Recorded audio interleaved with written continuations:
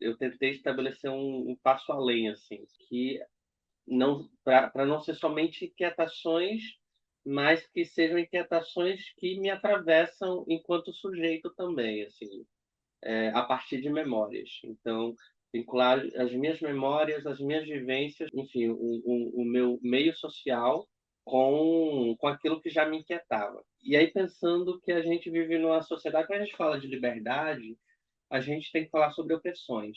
Eu acho que isso é o que a gente tem de forte nesse conjunto de filmes, agora dessa mostra, né, com o tema Grito de Liberdade, é que todos os filmes falam sobre opressões.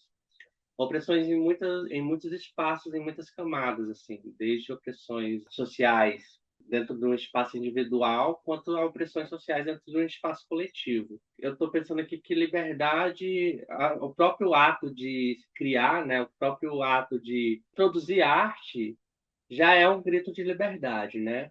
Você precisa ter a liberdade para conseguir produzir. Então, a própria criação é um grito de liberdade. E quando a gente grita ou clama por liberdade, automaticamente, no próprio grito, a gente luta contra as opressões. Então, assim, né? Eu acho que o contrário da liberdade é a opressão. Claro que eu entendo o cinema, e já falei várias vezes, assim, que eu entendo o cinema enquanto um espaço, uma ferramenta social, uma ferramenta de emancipação. Como uma ferramenta de emancipação, eu acho que existe uma força que nos possibilita almejar a liberdade, né? Aí pensando em emancipação nessa palavra mesmo, o que é emancipar? É romper aquilo que está preso, né? E, de fato, enquanto sociedade, a gente vive em caixinhas pré-estabelecidas. Então, a gente precisa se emancipar, a gente precisa se libertar disso para, então, a gente ser livre, né? E eu acho que o cinema, a linguagem artística é essa possibilidade, sabe? Essa marreta que vai quebrar as correntes, saca? Então, eu assumo enquanto agente social, nesse lugar de alguém que está produzindo cinema, para, de fato, é, lutar e pensar uma ideia de sociedade mais justa, igualitária, etc., e que seja livre, né? Que seja emancipada. Pau, uma aula aqui, né? Uma aula. Vou falar um pouco mais sobre acho que meus dois filmes que estão na mostra, assim, eu acho que eles casam perfeitamente com o tema, mas cada um da sua forma. Por quê? Porque eu acho que Veneno seja um grito, né? Um grito de quê? Um grito de existência, um grito de quietação, um grito de revolta. É um grito, eu acho que Veneno parte desse desejo de gritar, de falar. E o Cegocidade eu acho que é um filme sobre liberdade, sobre esse desejo muito mais do que um grito. Acho que o Cegocidade é mais silencioso, assim, quase que uma piada isso, porque o filme era para ser praticamente silencioso, assim, tipo, sem música e tal. Acho que só com sons da cidade, enfim, poucas palavras, mas aí depois eu fui acrescentando palavras, aí fui acrescentando poesias, aí ele se tornou um pouco mais vibrante nesse sentido do grito e tal. Mas ainda assim eu não acho que ele seja um grito. Acho que Veneno é um grito e acho que Cegocidade é a liberdade. Então acho que os dois acabam casando, né, muito bem nessa mostra, porque são duas experiências assim completamente distintas que eu tive e que partem desse mesmo lugar, assim, que o Dan fala, né, de inquietações, assim. Eu também sou muito movido nas inquietações. E aí, seja inquietações pessoais, e aí eu trago a minha questão para o documentário.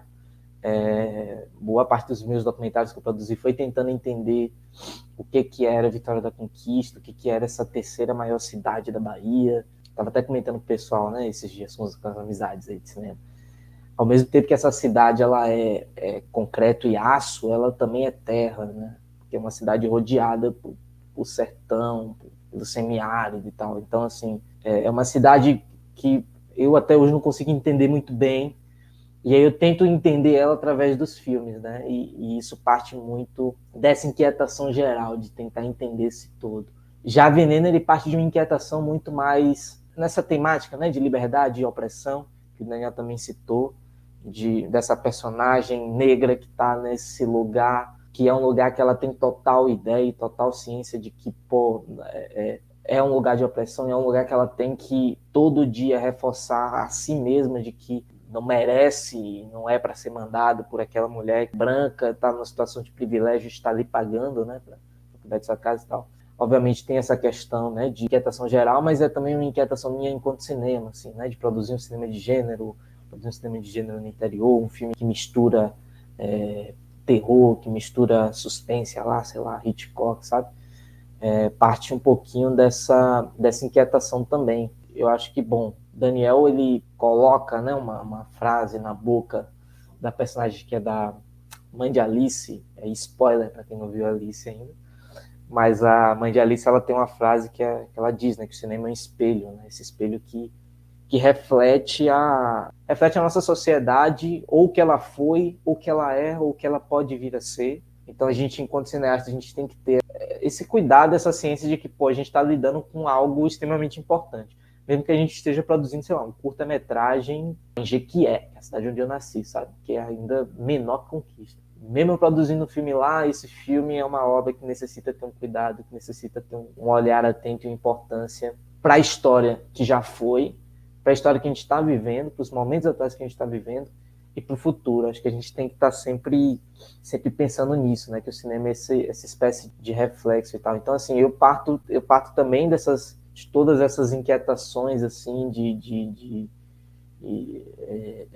enquanto uma pessoa que está vivendo na sociedade, enquanto pessoa que está realizando um filme, é o que eu tento trazer para a Cegocidade, é o que eu tento trazer para Veneno, né? A partir do momento em que, sei lá, em Cegocidade, escolho determinados poemas, de determinados amigos, ordeno eles, né, de uma forma com que o público entenda que em um determinado momento eles estão falando mais sobre si, em outro momento estão falando mais sobre externos, sobre a cidade como um todo, e isso vai tendo camadas, porque um poema começa, né, de uma forma mais leve, e outro vai mais incisivo, e o outro é um tapa na sua cara, que você fica, meu Deus, o que é que aconteceu aqui? Sabe? E Veneno segue essa mesma linha, assim, de te apresentar nesse ambiente opressor, e que ao mesmo tempo tem essa personagem que é a protagonista, né, que é a Silvia, que é uma empregada e que está em seu momento de liberdade mesmo com a opressão que é imposta a si, e que essa tensão entre liberdade e opressão ela vai cada vez mais elevando até o momento em que, né, a gente precisa explodir, né, que é o que eu costumo dizer, né, do filme, né, também. Às vezes é necessário explodir. Então acho que parte muito dessas vivências e principalmente dessas inquietações, assim, pelo menos esses meus dois filmes. Também vou puxar um pouco mais pro filme, né, Passarinho.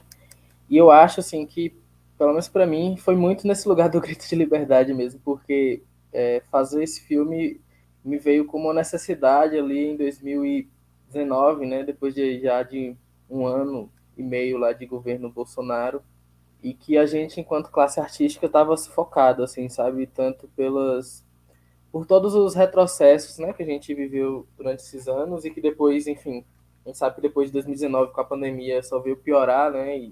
Então surgiu como essa inquietação de, enquanto fazer arte mesmo nesse cenário, e não só nesse cenário, mas outras questões pessoais também, assim, das próprias dificuldades mesmo, que sempre houveram e só estavam piores naquele momento, né? Tanto o que está dentro do filme, como o processo de fazer o filme, ele reverbera de uma maneira muito parecida, assim, porque a gente fez um filme sem orçamento, né, praticamente, no interior da Bahia, com todas as dificuldades de produção, né, toda a dificuldade que é fazer um curta-metragem, e sem saber também, né, no que isso resultaria, tanto enquanto obra quanto enquanto repercussão, né, então isso sempre perpassou, assim, esses medos com relação a futuro enquanto artista, assim, e aí naquele momento eu acho que era necessário extravasar, assim, sabe, toda essa luta que a gente vinha tendo nos últimos anos. Naquele momento eu acho que era preciso extravasar de alguma maneira, assim. Então o filme surgiu nesse cenário e refletia muito, acho que não só das minhas inquietações, mas como as inquietações de toda a equipe que trabalhou no filme. Eu acho que a gente estava muito receoso, assim, né, no cenário político e de como seria sobreviver mesmo, né, de arte, porque apesar de ter muito essa questão de fazer arte por amor, mas a gente, na verdade, é um trabalho, né, e a gente precisa sobreviver. Tinha muito essa questão, assim, que estava nos permeando e com todas as dificuldades que só estavam piorando, né, com o passar do tempo. Então o filme surge daí, o filme trata muito sobre essa luta, sobreviver e fazer arte à sua maneira. Então, sei lá, aqui em Vitória da Conquista, aqui no interior da Bahia como um todo, a gente resiste a cada dia e nós fazemos arte da nossa maneira, né? Acho que a gente descobriu assim a nossa forma de fazer cinema, assim, enfim, de baixo orçamento, seja com um orçamento limitado, e não só isso também, como lidar com pessoas, né? Como, diferente de alguns outros lugares, a gente fazer um cinema mais humano e essas inquietações, elas são transpostas para a tela, né? E eu acho que Passarinho foi necessário nesse momento, assim, não só como filme, mas pra gente enquanto artista também. Bacana. O que é legal é que é isso, né? Assim, o próprio, acho que para nós que somos artistas, é muito isso de que gritar liberdade, fazer arte é o gritar liberdade, né? Assim, se a gente fizer uma arte que seja assim mesmo que não seja uma crítica exata sobre algo, nós estamos tentando nos libertar porque a gente luta todo dia para fazer, a gente luta para falar sobre. E o que eu acho importante, Vinícius destacou agora, e eu achei muito bacana dessa questão da produção audiovisual e também no caso, eu também, né, sou do teatro também, então, essa coisa que a gente tenta trazer para uma realidade onde a galera não tem, muitas vezes, no caso do teatro mesmo, a gente não tem um público formado, às vezes, aqui no interior, e aí você tentar levar e aproveitar esses espaços para esses momentos de crítica, porque durante muito tempo se ficou o que se produzia no interior era no sentido cômico, algo que não fosse muito pesado, porque senão a galera não queria, né? E aí trazer esses pontos de reflexão, quando a gente vê, por exemplo, agora, né, a Reconquista, né, ano passado, que ocorreu também, e você vê essas produções com tanto, né, com tanta crítica de levar todo mundo a pensar sobre várias temáticas, né, importantes, né, e super necessárias. E aí falando um pouco assim individualmente sobre cada trabalho, assim, eu queria que a gente trouxesse, porque dentro dessas liberdades, né, é essencial, a gente luta todo dia por essas liberdades, a gente luta para conseguir, e também a gente fica naquele processo de até onde minha liberdade, até onde a liberdade que eu tenho realmente eu consegui, e até onde eu não consegui essa liberdade por algo em troca que vai ocorrer e tudo mais. Quando o Cauã, em Veneno também, quando ele trouxe agora essa questão das liberdades, tem uma coisa que me chama muita atenção, que são esses pequenos momentos livres, por exemplo, né? Sem querer dar spoiler, porque a galera ainda vai assistir os filmes, mas assim, aquele momento que ela tá no quarto, é uma liberdade, assim, é um momento, mas é um momento de respiro, em meio a tanta coisa, em meio a tantos outros momentos, as liberdades que a gente consegue, esses mínimos de liberdade, né, dentro de um todo. E aí eu vou tentar que a gente puxe um pouco para cada filme, para falar um pouco. Morro de medo de falar muito dos filmes, para a galera que ainda vai assistir. Então, para não dar spoiler, mas eu queria que Daniel falasse um pouco, porque assim, entre o Ninho e as Andorinhas me chama muita atenção em uma questão assim que eu já converso às vezes com alguns. Eu sou mulher, sou feminista, né? A gente trata muito dessa questão até da nossa sociedade patriarcal, machista em que vivemos. E assim, é uma temática que eu sou educadora também, né? Então, essa questão dos homens nessa sociedade, né? Desse processo de como essa sociedade patriarcal, machista afeta os homens, essa questão mesmo, dessa pressão do que você tem que ser, de como você tem que ser, de como você tem que se portar, se formar, dar conta, como se você fosse obrigado a ser alguém muito mais cedo até do que as mulheres nesse sentido, né? Eu queria que você falasse um pouco sobre essas inquietações, né? E essas questões que o filme traz aí. Eu acho que a liberdade é uma utopia, sabia? Eu acho que a liberdade é uma utopia.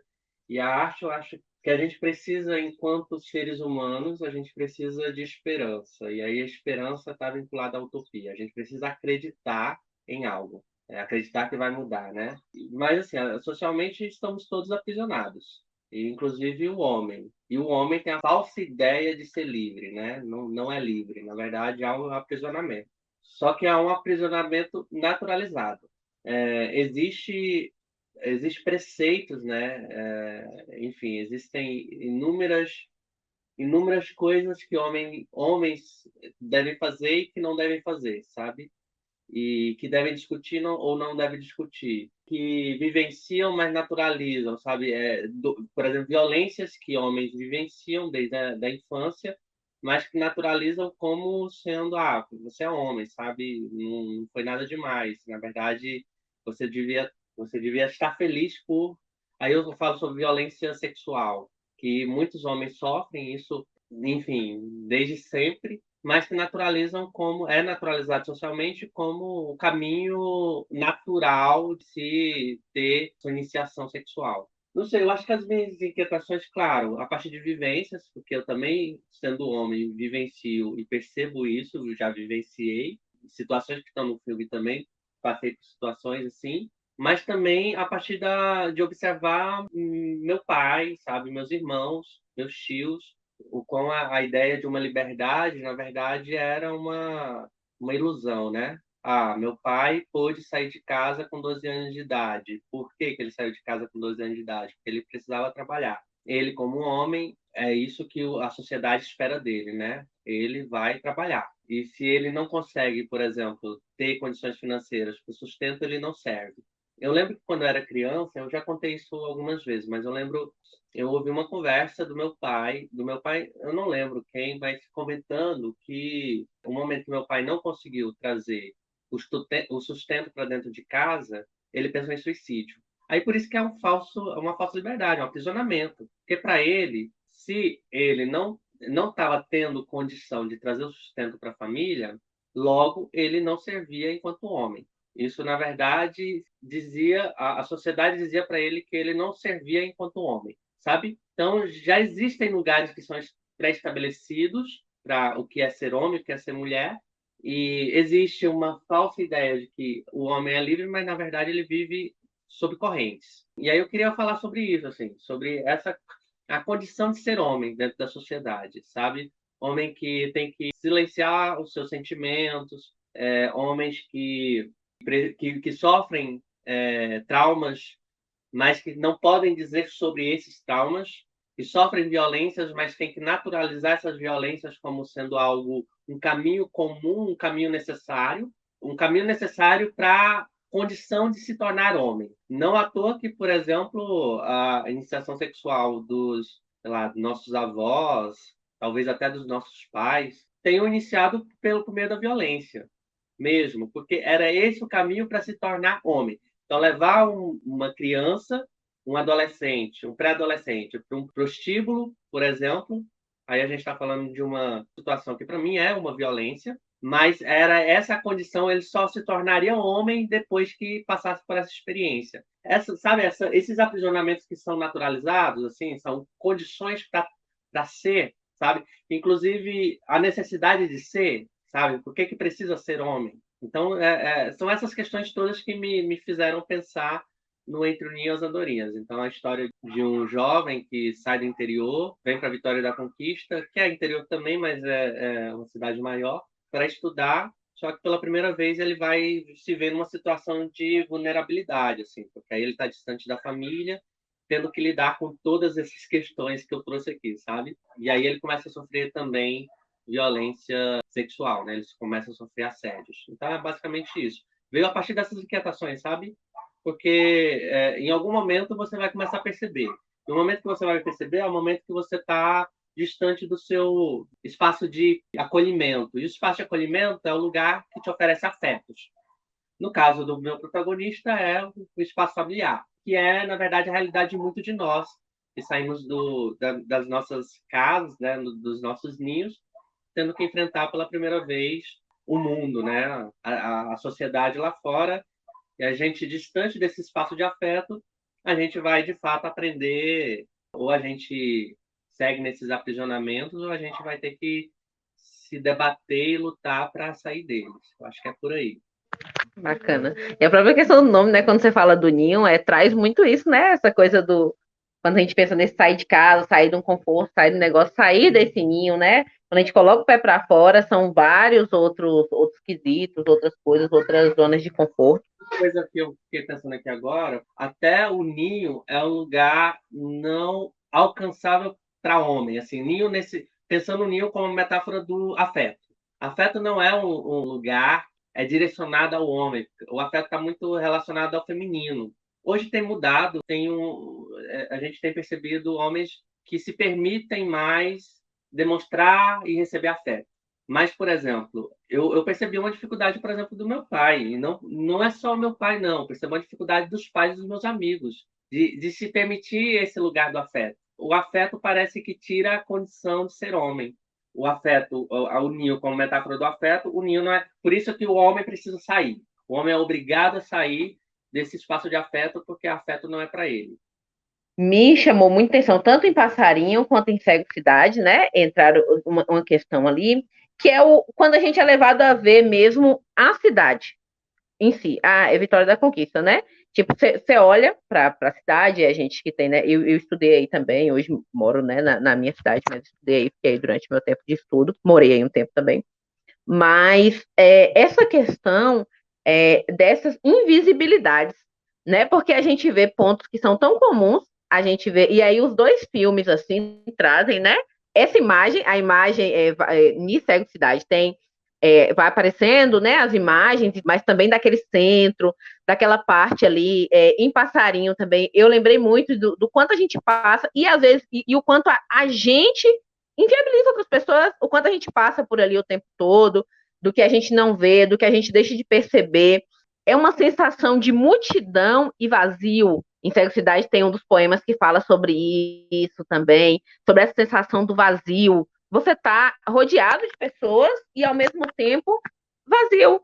Em Passarinho também, quando traz, por exemplo, eles ali, geralmente eles em grupo, mas mesmo dentro dos grupos, por momentos, você vê esse vazio, mesmo em grupos que tenham pontos em comum com você, mesmo em grupos que façam as mesmas coisas que você vai ter esses vazios, você vai ter. E o quanto, quando a gente fala de liberdade, e aí eu penso muito nessa coisa que o Daniel falou da questão da liberdade ser uma utopia, porque é isso que eu falo. Parece que assim, o que a gente tem de liberdade é porque alguém nos permitiu ter aquela liberdade para a gente achar que tem ela toda e parar de tentar ter essa liberdade. E aí, em ambos os filmes, eu vou falar muito dos dois, assim, porque os dois me levaram muito a esses pensamentos, e a gente segue essa cronologia, né, que a Alan fala, depois o Vinícius fala sobre, ou como vocês preferirem, da questão de, tipo assim, até quando a gente tenta ter uma liberdade, quando a gente tenta ser livre, e aí Veneno também mostra isso, quando a nossa liberdade também incomoda. Ser livre de algum ponto, mesmo um livre que, por exemplo, não vai embarrear o espaço do outro, que é um espaço de privilégio, que é um espaço que não vai o tirar de lá, não vai, mas qualquer faísca de liberdade de alguém que esteja nesse ponto desprivilegiado vai incomodar e vão tentar aprisionar novamente, por mínimo que seja. Foram coisas que me chamaram muita atenção, questões que me chamaram muita atenção, assim, né? Que a gente falasse, vocês falassem um pouco sobre isso e tal, as percepções e tal, para a galera poder ver o que esperar, né, dessas reflexões aí no momento do filme. Mas é porque você trouxe o Cego Cidade e o Passarinho, e essa questão, né, de liberdade, de individualidade, né, tipo, o indivíduo tá ali no espaço e mesmo rodeado de pessoas, você também tem os seus espaços.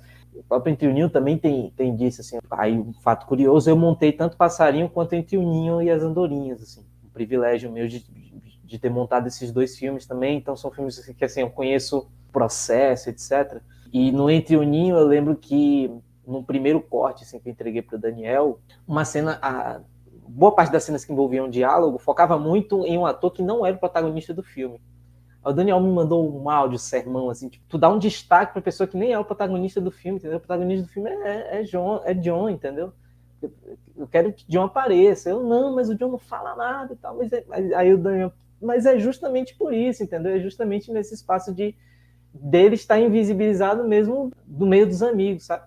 Então acho que tem muito dessa questão também, né? De mesmo estando, né, no espaço rodeado, a pessoa também está solitária ou tendo, enfim, sua liberdade, né, interior, sei lá como é que poderia chamar isso. O caso que eu acho curioso do Cego Cidade do Passarinho, acho que uma das fotografias que eu mais curto, assim, que foi meio que o ponto de partida, assim, para meio que tudo, foi a fotografia que tem na praça, esqueci o nome da praça, mas é aquela praça lá do centro que tem o monumento em homenagem aos bandeirantes. que eu não conhecia a história, ter vindo de Jequié e tal, eu não conhecia a história do monumento, eu não conhecia sequer a história do nome da cidade. E que eu só pude conhecer depois das gravações de Passarinho, porque uma das cenas finais de Passarinho é justamente o protagonista, e sem dar muito spoiler, mas é o protagonista em cima desse monumento, sabe? Acho que depois de entender a história, depois de ter participado das gravações, depois de ter montado o filme, a cena ficou muito tempo na minha cabeça. Muito tempo, porque ela diz muita coisa.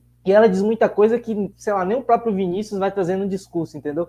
E é aquela coisa que eu acho interessante nos filmes, que é tipo assim, tudo bem, um filme é o que o diretor quer que seja, sabe? Um filme ele vai ter a temática, ele vai ter o gênero, ele vai ter as escolhas ali todas, mas isso é um filme. A partir do momento em que ele lança esse filme, o filme se torna outra coisa, e aí fica a critério do público dizer o que é esse filme, o que é que ele sente desse filme, porque isso aí vai trazer as nossas vivências, tudo que a gente passou, tudo que a gente tem de percepção do mundo e tal. Essa cena específica, né, do protagonista em cima desse monumento, né, que é um monumento por si só, que inclusive acho que tem um filme também aqui no REC, acho que é o Tragédia de Tamanduá, fala exatamente sobre esse momento específico, né, que o monumento homenageia. É uma cena, sabe, impactante, forte, que, sei lá, dura 15 segundos, dura 10 segundos. Não tem um tempo de mergulho, não tem um disclaimer ali embaixo, olha, essa estátua foi feita em homenagem às pessoas que promoveram genocídio na cidade. Não fala sobre isso, mas você tem lá um morador de rua, em cima desse monumento, em seu momento de liberdade, dentre os filmes que a gente tem aqui, é o maior momento de liberdade que tem, se for pegar todos, assim, né? Jogar tudo pro alto, correr, ser livre, pular, sabe? Sei lá, qualquer... É um momento de se extravasar a liberdade. Eu acho que isso está no filme. E aí depois, por isso fica muito na minha cabeça, toda vez que eu passo por aquele centro, eu olho para aquele monumento, eu lembro da cena, eu lembro da história, eu lembro do contexto, fico revoltado, é todo um drama. Eu registrei a fotografia, né, desse monumento. E, curiosamente, quando eu registrei a fotografia, tinha também, eu não sei se era um morador de rua, era uma pessoa, para mim, desconhecida, né? E que ela está sentada, assim. Então, sempre que eu olho essa imagem, sempre me lembra muito, assim. Eu acho que é curioso estarem os dois filmes na mesma mostra, curioso essa relação, né, que os dois filmes têm. E aí, voltando um pouco, né, sobre essa questão de individualidades, assim, principalmente cegocidade, né? O Veneno, você já tem uma personagem solitária por si só, mas o Cegocidade você tem ali pessoas, né, declamando poemas, etc. E um cuidado que eu tive, que eu até mencionei mais cedo, foi de dividir esses poemas, né? Traçar uma tentativa de linha narrativa a partir dos poemas que eu havia recebido, e aí eu percebi que metade dos poemas falavam sobre a cidade de um distrito mais amplo, de uma forma mais ampla, e os outros falavam de uma forma muito mais pessoal. Então, eu tentei trazer, né, dessa forma de iniciar, né, da cidade como essa forma mais pessoal, e aí a gente tem nessas diversas visões de mundo, e aí é o que eu acho interessante, né? A minha visão não é igual a de nenhuma de vocês, tampouco de vocês é igual a minha e qualquer outra, sabe? Cada um tem sua visão, cada um tem sua percepção. Ora, algumas ideias vão se encaixar, ora não vão se encaixar, mas a gente está ali, a gente faz parte desse todo, assim. A gente faz parte desse todo, a gente faz parte dessa tentativa de achar, né, uma liberdade. Aí eu volto para esse conceito, né? Será que liberdade é mesmo utopia? Eu acho que eu concordo nessa questão de que para haver esse sentimento de liberdade, de esperança, você tem que ter uma pessoa lá ali oprimindo para que você tenha, né, essa vontade de estar livre e tal. Que é até uma coisa que eu estava lembrando eu não lembro como é que eu ia associar isso, né, mas essas coisas essas vias de mão dupla, assim. Tem uma frase que é muito famosa que diz pretos no topo, e aí tem uma galera, né, da militância que também tem problematizado essa frase. Por que pretos no topo e não todos no topo, sabe? Porque, né, porque a partir do momento que você coloca né, o preto no topo, onde é que fica o indígena? Onde é que fica, né, o amarelo? Onde é que fica as outras camadas da sociedade, entendeu? Então a liberdade, acho que ela também tem essa via, né, de mão dupla, sabe? De quem é que está sendo liberto, quem é que está sendo oprimido para essa pessoa que está sendo liberta, e por aí vai. Acho que no final das contas a gente tem que estar sempre atento e forte a tudo, olhando a todos, todas, todes, e enfim, volta a falar, tendo cuidado com o que a gente, né, tem em mãos, que é o cinema, que é essa arma tão poderosa, assim. Falei um bocado de coisa ao mesmo tempo que não falei nada, mas... Bacana. Antes de passar para o Vinícius, eu queria só falar uma coisa, assim, porque Você tocou no assunto que essa semana, essa frase, teve um dia que eu acordei com essa frase na cabeça, depois de umas conversas com amigos, que é uma frase de Paulo Freire, né? Muito conhecida, mas que fala isso, que quando a educação não é libertadora, o sonho do oprimido é se tornar opressor. Me lembrou essa frase, me deu vontade de deixar aqui. E assim, e só destacar também que a cena que você citou aí, quando você falou e tal, foi uma cena que ficou aqui. Como eu disse, às vezes eu fico evitando entrar porque eu tenho medo de dar spoiler, mas a cena de passarinho, essa cena que você citou, tipo, diz muito e tal. E isso, a arte, essa coisa de quando a gente joga a arte, a gente dá a arte lá. E aí ela pode ser minha individualidade, eu vou ver cada um com a minha particularidade, com tudo, isso vai ter outros significados para mim, né, e tudo mais. Passar a fala para Vinícius, né, porque o nosso tempo também já tá curto, mas segue daí, Vini. Deixa eu só complementar um negócio aqui. Eu já estava pensando, e aí quando você chega com a frase de Paulo Freire, vem mais fortemente, o que seria uma educação libertadora? Porque é isso, para o oprimido, quando não se transformar em opressor, o oprimido tem que ser educado dentro de um espaço libertador. Mas o que seria uma educação libertadora? Me parece que é uma educação que nos dá consciência dos aprisionamentos. Aí eu acho que é consciência de classe mesmo, sabe? Porque aí, se você tem consciência dos aprisionamentos, você não vai querer aprisionar. Acho que é por aí. Não é isso. Eu acho que eu já me perdi aqui nas coisas. Acho que foi muitas raízes que foram se abrindo na conversa. Mas, assim, eu acho que você tinha falado da questão do silêncio e do vazio. E, para mim, isso não só em passarinho, mas em tudo. Assim, acho que na vida. Eu sou uma pessoa silenciosa e eu acho que esse silêncio diz muito, assim, sabe? E de maneiras diferentes, às vezes. Nem sempre, às vezes esse grito de liberdade também vem a partir do silêncio, sabe? Às vezes silenciar é uma forma de resistir também, sabe? Acho que é preciso às vezes a gente saber o momento do silêncio, sabe? E eu acho que o quanto isso no cinema pode chegar de maneiras tão diferentes assim pro público, sabe? Eu acho que abre essas camadas assim de buscar entender e buscar não necessariamente entender, mas buscar assim criar os seus próprios sentidos, sabe, para essa possível liberdade. E às vezes quando um personagem abre a boca e fala alguma coisa também é um possível silêncio, sabe? Porque ele nem sempre tá falando o que ele realmente quer falar, ou ele só pode falar a partir determinado ponto, sabe? Quanto essa opressão também age nesse silêncio, assim, sabe? Eu só posso falar isso aqui nesse ambiente, só posso agir dessa forma aqui, mas não é exatamente isso que eu quero falar, sabe? E silenciar também é uma forma de dizer muitas coisas, né? Fiquei pensando nisso, que quando vocês falavam, eu fiquei reverberando isso, assim. E até essa cena, assim, que o Kawan trouxe, né? O quanto essas coisas silenciosas que estão presentes, assim, nas minúcias do filme, que às vezes quando a gente faz, a gente nem tem a noção, assim, sabe? No calor do momento, que a gente só precisa finalizar a cena, porque já passou ali 15 horas de gravação e você só quer ir para casa dormir, mas quando o filme tá pronto, você olha, ou outra pessoa olha pro filme e tem uma visão ali de uma coisa mínima que você nunca percebeu na vida. É muito louco, assim. E é uma coisa silenciosa que tá lá, mas que diz muito para algumas pessoas, sabe? Fiquei viajando nisso aqui. O silêncio é um grito, né, no filme. O silêncio no filme para um público é como se fosse um grito, que a gente, quando assiste filme, tá acostumado a ouvir diálogo, ouvir som o tempo todo. Então, o silêncio é uma espécie de rompimento ali. Não, com certeza, assim. Me lembra um filme que não tem nada a ver, mas que eu amo, assim. Me lembra muito o terceiro filme do Poderoso Chefão, em que simplesmente o personagem lá... Vou dar um spoiler, mas enfim... Vocês vão entender se vocês não assistirem, né? Não é que pode dar spoiler. No final do terceiro filme, o personagem já tá fudido, assim, no arco dele, e ele dá um grito, só que a edição tira o som, sabe? E você ouve o personagem gritando sem o áudio daquilo, e é muito foda, porque ele tá dizendo tudo ali, sabe? Ele tá dizendo tudo ali, e ao mesmo tempo a gente não ouve nada. Então, enfim, sobre isso. Amo essa trilogia.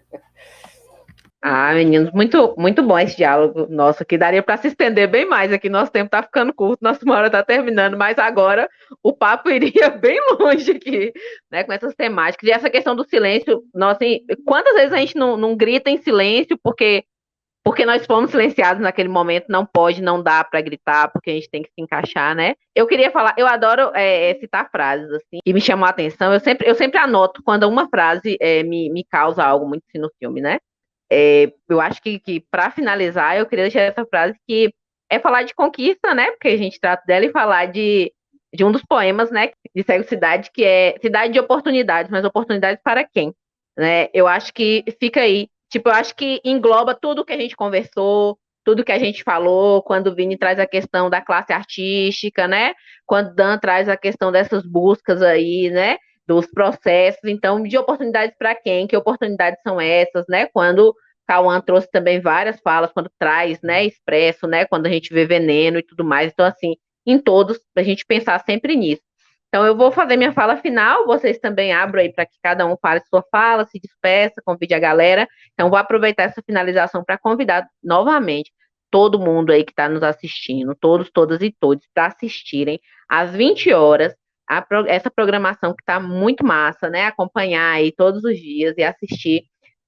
Às 20 horas de hoje, vamos estar Entre o Ninho e as Andorinhas, de Daniel Leite Almeida, Veneno, de Cauã, Passarinho, de Vinícius Pessoas, Cego Cidade, também de Cauã Oliveira, e A Bicicleta de Kant, de Girardi.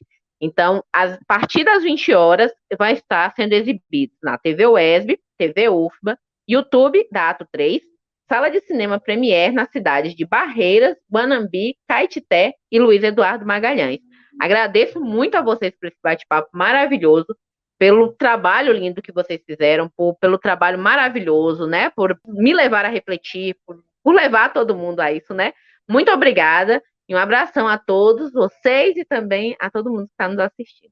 Então, eu estava pensando aqui que tem uma coisa que eu acho muito incomum nas produções que a gente tem realizado, né, de modo geral. Me parece que todos eles são buscas incessantes pela liberdade.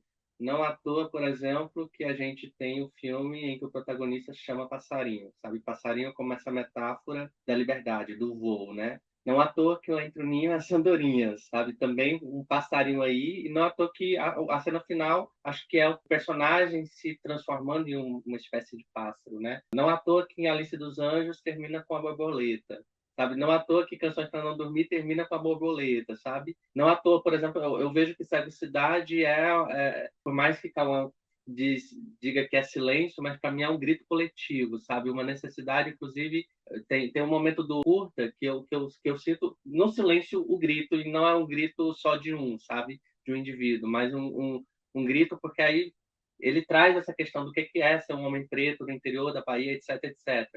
E isso é gritar também, saca?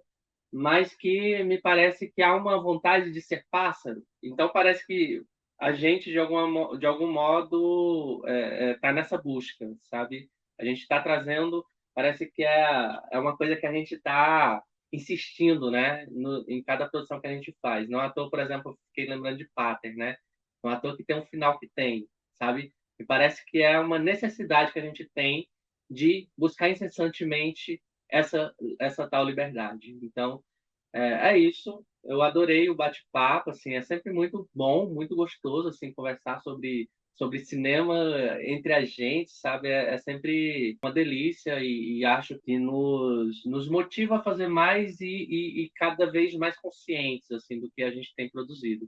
Então, agradeço demais, Jéssica, Vini, Cauã, por essa conversa, enfim, por esse momento que para mim foi super importante. É isso, obrigado. E obrigado para todo mundo que teve paciência de nos assistir, enfim, nessa eterna divagação filosófica, etc. Não sei se chegou a algum lugar, mas foi super, super massa, assim.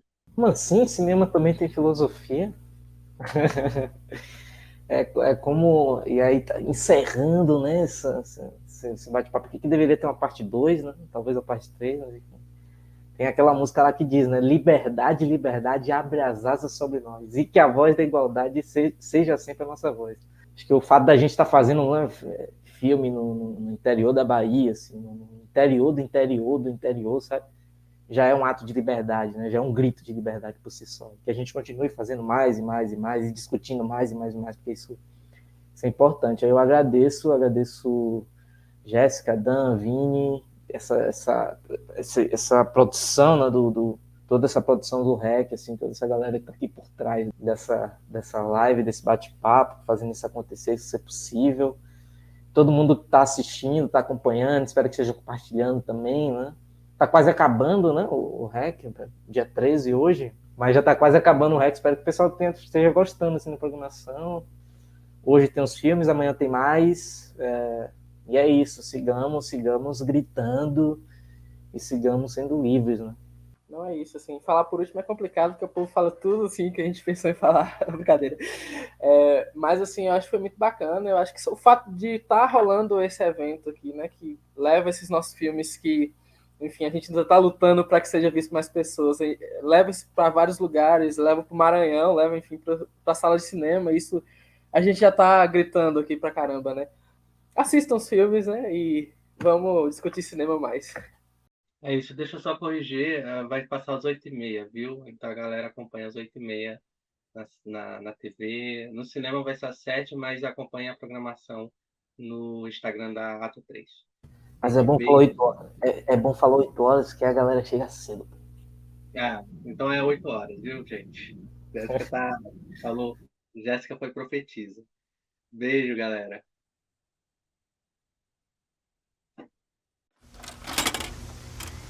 Ya ya ya ya ya ya ya ya ya ya ya ya ya ya ya ya ya ya ya Ya ya ya ya ya ya ya ya ya ya ya ya ya